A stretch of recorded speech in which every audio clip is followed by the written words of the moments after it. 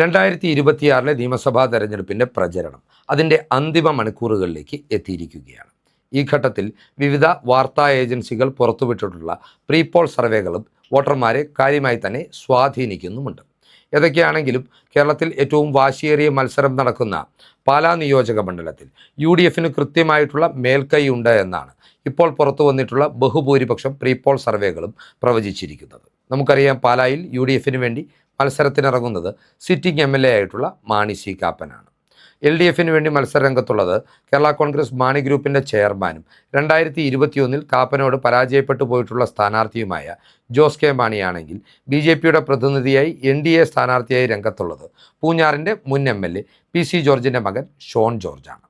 കടുത്ത ത്രികോണ മത്സരം പാലായിൽ നടക്കുമെന്ന് പൊതുവിലയിരുത്തൽ ശരിവെക്കുന്നതാണ് ഇപ്പോൾ പുറത്തു വന്നിട്ടുള്ള സർവേ ഫലങ്ങൾ എല്ലാം തന്നെ. എന്നാൽ പോലും ഈ സർവേകളിൽ കൃത്യമായ ഒരു മുൻതൂക്കം UDF സ്ഥാനാർത്ഥി നേടുന്നുണ്ട് എന്നുള്ളത് UDF കേന്ദ്രങ്ങൾക്ക് ആത്മവിശ്വാസം വർദ്ധിപ്പിക്കുന്നതും LDF കേന്ദ്രങ്ങളെയും BJP കേന്ദ്രങ്ങളെയും ഒരുപോലെ നിരാശയിലേക്ക് തള്ളിവിടുന്നതുമായിട്ടുള്ള ഒരു കാര്യമാണ്. ഇപ്പോൾ പുറത്തു വന്നിട്ടുള്ളത്, പാലായുമായി ബന്ധപ്പെട്ട് പുറത്തു വന്നിട്ടുള്ളത് മാതൃഭൂമി ന്യൂസിൻ്റെ 2 സർവേകളാണ്. മാതൃഭൂമിയുടെ 2 സർവേകളിലും കൃത്യമായ മേധാവിത്വമാണ് UDF സ്ഥാനാർത്ഥിയായ മാണി സി കാപ്പന് പാലായിൽ പ്രവചിക്കുന്നത്. നമുക്കറിയാം, മാതൃഭൂമിയുടെ സർവേയെക്കുറിച്ച് വോട്ടർമാർക്കിടയിൽ തന്നെ അനവധി സംശയങ്ങൾ നിലനിൽക്കുന്നുണ്ട്.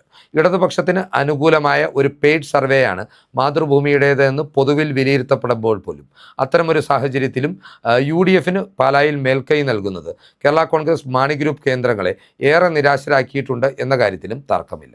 മാതൃഭൂമി മാർച്ച് മാസം ആദ്യവാരത്തിലാണ് സ്ഥാനാർത്ഥി ചിത്രം പൂർണ്ണമായി തെളിയുന്നതിന് മുൻപായിരുന്നു തങ്ങളുടെ 1ാം ഘട്ട സർവേ ഫലം പുറത്തുവിട്ടത്. എന്നാൽ പോലും പാലായെ സംബന്ധിച്ച് ആ ഘട്ടത്തിൽ തന്നെ കാപ്പൻ, ജോസ് കെ മാണി, ഷോൺ ജോർജ് പോരാട്ടമാണ് നടക്കാൻ പോകുന്നതെന്ന് വോട്ടർമാർക്ക് ഏറെ വ്യക്തതയും ഉണ്ടായിരുന്നതാണ്. മാതൃഭൂമി മാർച്ച് മാസം ആദ്യവാരത്തിൽ പുറത്തുവിട്ടിട്ടുള്ള അവരുടെ 1ാം ഘട്ട സർവേയുടെ കണക്കുകൾ പരിശോധിക്കുമ്പോൾ മാണി സി കാപ്പന് തൻ്റെ തൊട്ടടുത്ത എതിർ സ്ഥാനാർത്ഥിയായ ജോസ് കെ മാണിയേക്കാൾ 5% വോട്ടിൻ്റെ ലീഡുള്ളതായിട്ടാണ് അവർ പ്രവചിച്ചിരിക്കുന്നത്.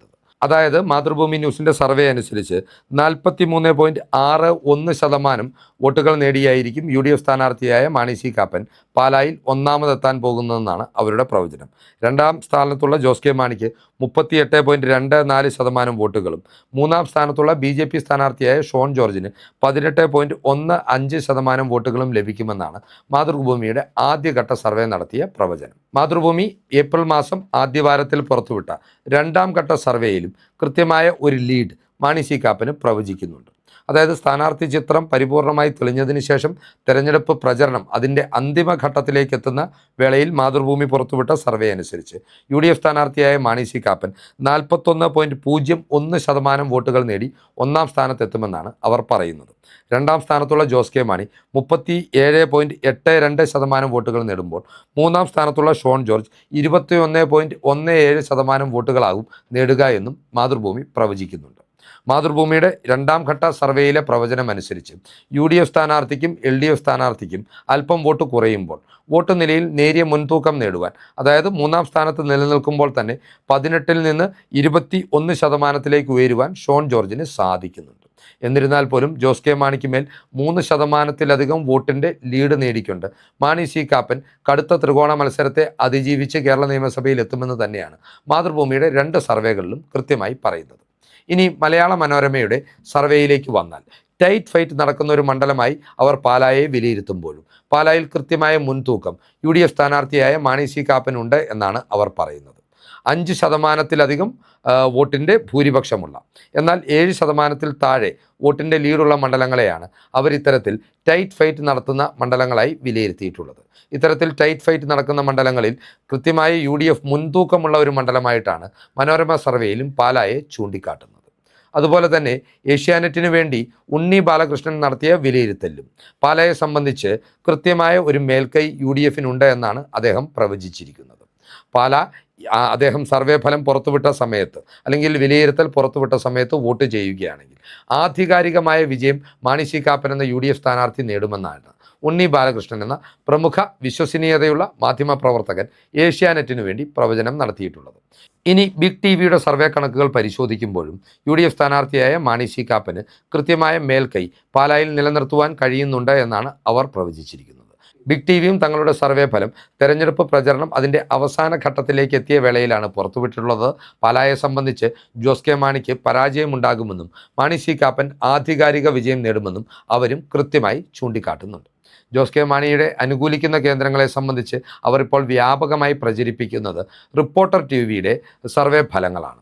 റിപ്പോർട്ടർ ടി വി ഒരു സർവേ ആയിട്ടല്ല ഇത് പുറത്തുവിട്ടിട്ടുള്ളത് എന്നതുകൂടി നാം മനസ്സിലാക്കേണ്ടതുണ്ട്.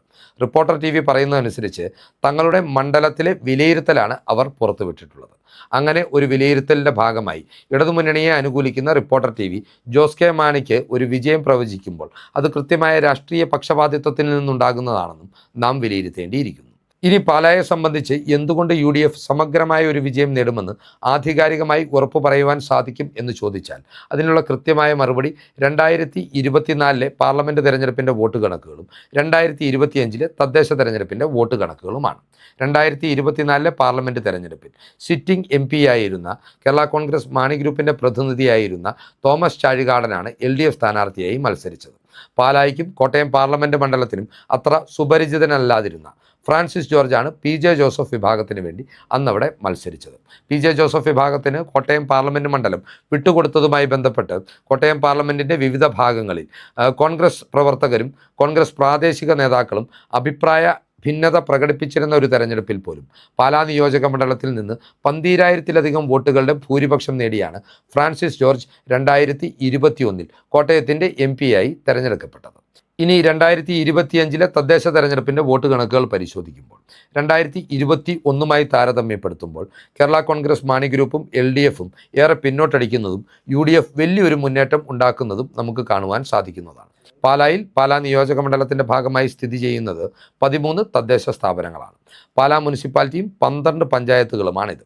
2020 തദ്ദേശ തെരഞ്ഞെടുപ്പിൻ്റെ ഫലം പുറത്തു വന്നപ്പോൾ ഇതിൽ 7 ഭരണം നേടിയത് കേരള കോൺഗ്രസ് മാണി ഗ്രൂപ്പ് ഉൾപ്പെടുന്ന LDF ആയിരുന്നുവെങ്കിൽ 5 ഭരണം നേടിയത് UDF ആയിരുന്നു. ഒരിടത്ത് മാത്രമാണ് BJP ഭരണം നേടിയത്. എന്നാൽ 2025 ആയപ്പോഴേക്കും 5 വർഷങ്ങൾക്കിപ്പുറം നാം കണക്ക് പരിശോധിക്കുമ്പോൾ പാലാ നിയോജക മണ്ഡലത്തിലെ 13 തദ്ദേശ സ്ഥാപനങ്ങളിൽ 8 അധികാരം കൈയാളുന്നത് അല്ലെങ്കിൽ ഭരണം നടത്തുന്നത് UDF ആണ് എന്ന് നമുക്ക് മനസ്സിലാക്കുവാൻ സാധിക്കും. മാണി ഗ്രൂപ്പിൻ്റെ ഭരണം 5 പഞ്ചായത്തുകളിലേക്ക് ചുരുങ്ങിയതായും നമുക്ക് കാണാൻ സാധിക്കും. ഈ 5 പഞ്ചായത്തുകളിൽ 2 മാത്രമാണ് മാണി ഗ്രൂപ്പിന് ആധികാരികമായ വിജയം നേടുവാൻ കഴിഞ്ഞത് എന്നതുകൂടി നാം ഈ ഘട്ടത്തിൽ കണക്കിലെടുക്കേണ്ടതാണ്. അതായത് മുത്തോലി പഞ്ചായത്തിലും തലനാട് പഞ്ചായത്തിലും മാത്രമാണ്, അതായത് നിയോജക മണ്ഡലത്തിലെ താരതമ്യേന ചെറിയ 2 പഞ്ചായത്തുകളിൽ മാത്രമാണ് അവർ കൃത്യമായ ആധികാരികമായ ഭൂരിപക്ഷത്തോടു കൂടി അധികാരം നേടിയെടുത്തത്. എന്നാൽ ഭരണജ്ഞാനത്തും 3 ലെവലും മാണി ഗ്രൂപ്പിന് ഭരണം നേടുവാൻ കഴിഞ്ഞത് നറുക്കെടുപ്പിൻ്റെ, അതായത് 2 മുന്നണികളും തുല്യത പാലിച്ചപ്പോൾ നറുക്കെടുപ്പ് നടത്തിയതിൻ്റെ അടിസ്ഥാനത്തിൽ ഭാഗ്യം അവരെ തുണച്ചതുകൊണ്ട് മാത്രമാണ്. ഇനി കരൂർ പഞ്ചായത്തിലേക്ക് എത്തിയാൽ മാണി ഗ്രൂപ്പിൻ്റെ എക്കാലത്തെയും ഏറ്റവും വലിയ കോട്ടയായ കരൂർ പഞ്ചായത്തിൽ UDFന് യഥാർത്ഥത്തിൽ ഭൂരിപക്ഷമുണ്ടായിരുന്നു. എന്നാൽ UDF സ്വതന്ത്രനെ തങ്ങളുടെ പാളയത്തിലെത്തിച്ചാണ് മാണി ഗ്രൂപ്പ് അധികാരം പിടിച്ചെടുത്തത്. മാണി ഗ്രൂപ്പിനെ സംബന്ധിച്ച് അതിനാൽ തന്നെ 2026 നിയമസഭാ തെരഞ്ഞെടുപ്പിൽ വലിയ പ്രതീക്ഷകളൊന്നും ജോസ് കെ മാണിയുടെ വിജയവുമായി ബന്ധപ്പെട്ട് അവർക്കുണ്ടാകുന്നില്ല എന്നതാണ് വസ്തുത. ഇനി മറ്റൊരു കൗതുകകരമായ കാര്യമെന്ന് പറയുന്നത് മാണി ഗ്രൂപ്പിൻ്റെ കേന്ദ്രങ്ങൾ പോലും ഈ വിവാഹമോചിതരായിട്ടുള്ളവർ പുനർവിവാഹം നടത്തുന്നതിന് വേണ്ടി നടത്തുന്ന പരസ്യം പോലെ, നൽകുന്ന പത്രപരസ്യം പോലെയാണ് അവർ വിജയിക്കുമെന്ന് അവർ വിലയിരുത്തുന്നത്. അതായത് തൻ്റേതല്ലാത്ത കാരണങ്ങളാൽ വിവാഹമോചിതനായ ആൾ പുനർവിവാഹത്തിന് പങ്കാളിയെ തേടുന്നു എന്നാണ് വിവാഹമോചിതർ തങ്ങളുടെ പുനർവിവാഹത്തിന് പരസ്യം പത്രത്തിൽ നൽകുമ്പോൾ എഴുതാറുള്ളത്. അതുപോലെ തന്നെ തൻ്റേതല്ലാത്ത കാരണങ്ങളാൽ ജോസ് കെ മാണി വിജയിക്കുമെന്നുള്ള പ്രചരണമാണ് മാണി ഗ്രൂപ്പ് പാലായുമായി ബന്ധപ്പെട്ട് നടത്തി വരുന്നത്. ഷോൺ ജോർജ് എന്ന BJP സ്ഥാനാർത്ഥി മാണി വിരുദ്ധ ഇടത് വിരുദ്ധ വോട്ടുകൾ UDFിൽ നിന്ന് കുറേയേറെ പിടിച്ചെടുക്കുമെന്നും അതിൻ്റെ ആനുകൂല്യത്തിൽ തങ്ങളുടെ സ്ഥാനാർത്ഥി വിജയം നേടുമെന്നുമാണ് ജോസ് കെ മാണിയുടെ അനുയായികൾ പാലായിൽ പ്രചരിപ്പിക്കുന്നത്. ഈ രാഷ്ട്രീയ സത്യങ്ങൾക്ക് മുന്നിൽ നിന്നുകൊണ്ട് പാലായിലെ വോട്ടർമാർ പോളിംഗ് ബൂത്തിലേക്ക് എത്തുമ്പോൾ അവരെ ഏറ്റവും അധികം സ്വാധീനിക്കുന്നത് പ്രധാനമായും 2 ഘടകങ്ങളാണ്. അതിൽ ഒന്നാമത്തേത് കേരളത്തിലെ ജനത, പാലായിലെ ജനത ഒരു ഭരണമാറ്റം ആഗ്രഹിക്കുന്നുണ്ട്. അതിനാൽ തന്നെ പിണറായി വിജയൻ്റെ സ്ഥാനാർത്ഥിയായി തെരഞ്ഞെടുപ്പിനെ നേരിടുന്ന ജോസ് കെ മാണിക്ക് വോട്ട് ചെയ്യുവാൻ അവർ താല്പര്യപ്പെടുന്നില്ല. ഇനി രണ്ടാമതായി മാണി സി കാപ്പൻ തെരഞ്ഞെടുക്കപ്പെട്ടാൽ UDF സർക്കാർ അധികാരത്തിൽ വരുമ്പോൾ അദ്ദേഹം ഒരു മന്ത്രിയാകുമെന്ന കാര്യത്തിലും പാലാക്കാർക്ക് തർക്കമില്ല. അതിനാൽ തന്നെ തങ്ങൾക്ക് ഒരു പ്രതിപക്ഷ MLA അല്ല വേണ്ടത്, നേരെ മറിച്ച് ഭരണപക്ഷത്തുള്ള ഒരു മന്ത്രിയെയാണ് എന്ന കൃത്യമായ ബോധ്യമുള്ളതിനാൽ തന്നെ മാണി സി കാപ്പൻ പാലായിൽ നിന്ന് വീണ്ടും കൃത്യമായ ആധികാരികമായ ഒരു ഭൂരിപക്ഷത്തോടു കൂടി തിരഞ്ഞെടുക്കപ്പെടുവാനുള്ള സാധ്യതകളാണ് ഇപ്പോൾ സജീവമാകുന്നത്. ഈ കണക്കുകൾ പ്രേക്ഷകർക്കായി പങ്കുവച്ചുകൊണ്ട് സർവേ ഫലങ്ങൾ വിശദീകരിച്ചുകൊണ്ട് ഈ വീഡിയോ ഇവിടെ അവസാനിപ്പിക്കുകയാണ്. കൂടുതൽ രാഷ്ട്രീയ വാർത്തകൾക്കും വിശകലനങ്ങൾക്കുമായി ഞങ്ങളുടെ ചാനൽ സബ്സ്ക്രൈബ് ചെയ്യുക. നന്ദി.